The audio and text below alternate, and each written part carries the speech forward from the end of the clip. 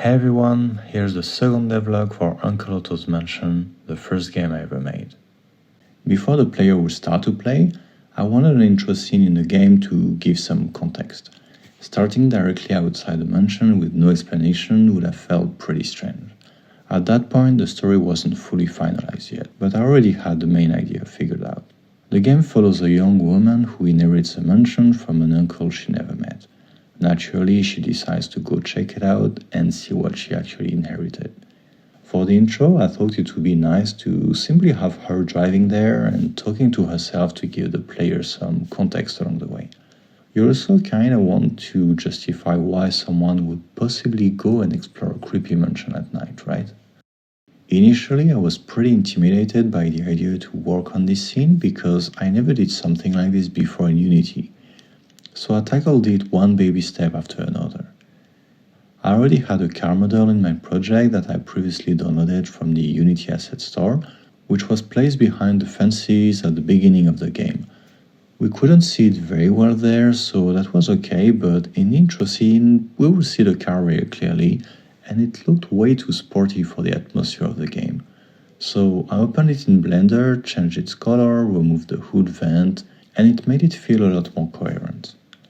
The model also had fully opaque windows and absolutely nothing inside the car. So I modeled the steering wheel, seats, and the dashboard, then made the windows transparent. While doing that, I realized I could animate the driver's window during the intro scene if I separated it from the rest of the mesh, so I did that too. And then came one of those amazing victory moments.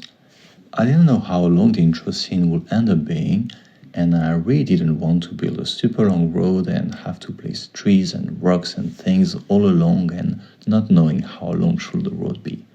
So instead of moving the car forward along a long road, I animated the road moving in a loop behind the car, which remained static.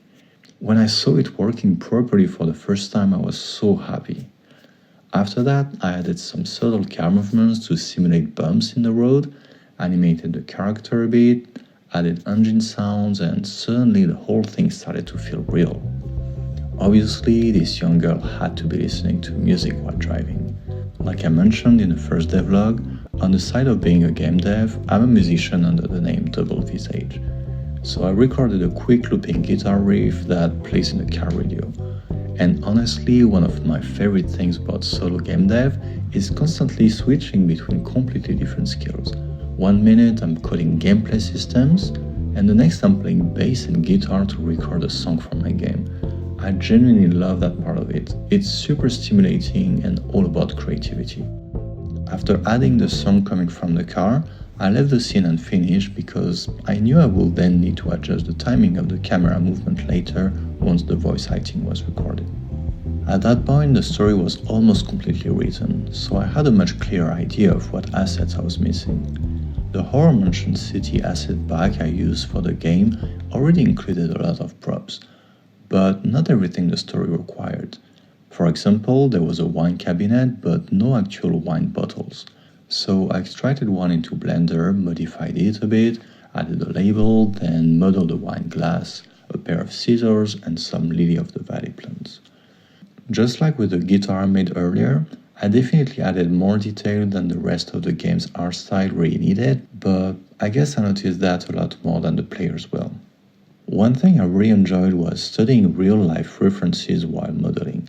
I had to look closely at the proportions of a wine glass compared to a bottle to reproduce that in the game and make something that makes sense. And same thing with the shape of the plant leaves, which made me realize how much 3D modeling is a lot about observation. Placing everything into the game was super satisfying. It looked beautiful. At this point, the entire story was fully written. I organized everything inside a whiteboard app. I wrote notes about each character, then detailed every single gameplay step in the game. Even though the game feels fairly open while you play it, there's actually a very precise progression happening behind the scenes. You can explore freely, but certain keys unlock certain paths, events trigger in a specific order, and so on. So I carefully decomposed each step of the game, and for each of them assigned a number and documented what the player does, what dialogue plays, and how the code should affect the map once the step is completed. Yes, very organized, I know. Almost suspiciously organized. The thing is, experience taught me that good organization saves an unbelievable amount of time. I learned that during all those years of making so many websites for clients. Spending extra time planning things properly prevents so many problems down the line. Without that structure, I absolutely would have ended up halfway through development realizing, oh no, the player should already have this item by now. And then suddenly you're rewriting systems and breaking everything and losing time to undo what took time to make. It's really bad, and the bigger the project is, the more crucial this is. From there, I built a scripting system to manage progression steps in the game. For example, when the player picks up a key, one light stops flickering, another starts flickering somewhere else, maybe the character says something, new interactions become available, those sort of things. And every single step in the game requires different changes like that to happen. It was a really fun system to build because it was mostly pure game logic. The C# script for it is actually just around 150 lines long. There's also one specific moment in the game, without spoiling too much, where something happens after the player leaves the room. The game waits about 50 seconds, checks if the player is still away from that area, and if so, triggers a small camera feed showing something happening elsewhere in the mansion in the corner of the screen.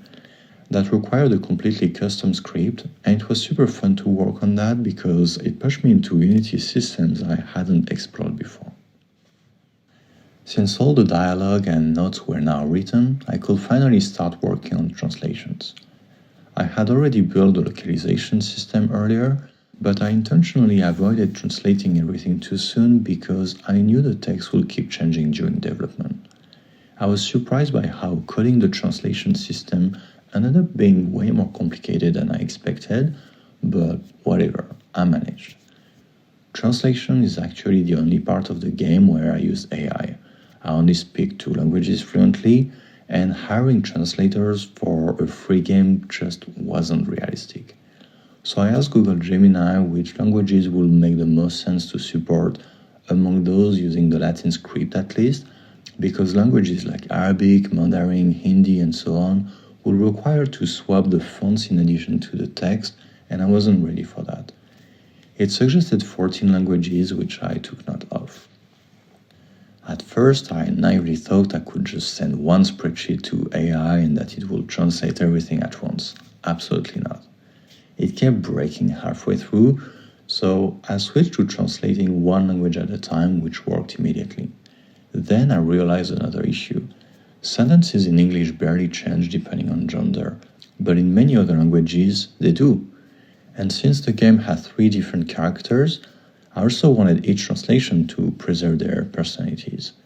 Uncle Otto speaks very formally, his butler speaks casually, and the protagonist uses a lot of Gen Z slang. So I added 2 more columns to my spreadsheets for the gender of the speaker and the tone to use or any relevant context. For translating things like game menus, I specified standard gaming terminology instead. That massively improved the translation AI generated. I reviewed the French version myself, and a Polish friend reviewed the Polish translation. Both had a few awkward lines here and there, so if you play in another language than English, Polish, or French, expect a few occasional oddities here and there. Overall, I'm really happy I added localization support so more players would be able to enjoy the game. Once the writing was finished, it was finally time to record the protagonist's voices line. The moment I imagined the character speaking, I immediately thought of my friend Clementine's voice, who, it turns out, actually studies acting. What were the odds, right? While I was explaining to her my game and talking about the idea of the protagonist commenting things during the game, she was super excited to help and asked me to do the voice acting before I even finished to explain. I didn't even have to ask her anything, she agreed. I was incredibly grateful to have her involved in the project and very happy about it.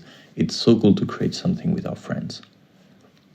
And because everything was already organized inside my story document, preparing the recording session was easy. I exported all the lines into a spreadsheet. She came over and we recorded multiple texts for every sentence. I played the game with her so she could get the context, and with my spreadsheet containing all the lines on the second monitor, I read them with the intonation I imagined to kind of guide or direct her. Yeah, I felt like a movie director guiding an actor, which was basically what it was, right? In the end, I had around 25 minutes of audio that needed to be split into 130 separate files, and then selected the best versions of the recordings for each audio command, which indeed took a bit of time. During development, every placeholder voice line in the game was literally just me saying blah blah blah blah blah into a microphone. I would walk around the mansion and hear myself saying blah blah blah blah blah 1,000 times. It was silly.